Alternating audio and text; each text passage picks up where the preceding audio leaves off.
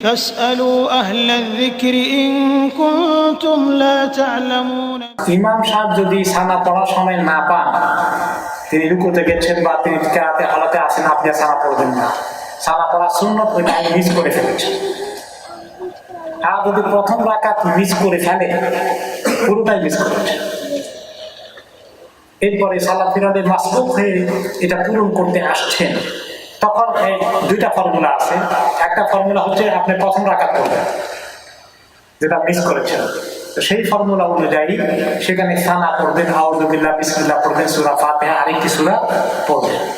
এটা একটা ফর্মুলা। আরেকটা ফর্মুলা যে আহলে হাদিস এবং অন্যরা কিছু কিছু আলেমে দিয়েছেন, সেটা হচ্ছে যে না, আপনি যে লাস্ট রাকাত পড়বেন উঠে, এটা আপনার 4 নম্বর রাকাত হবে, তো 4 নম্বর রাকাতে সানা নাই, কাজে সানা পড়বেন না।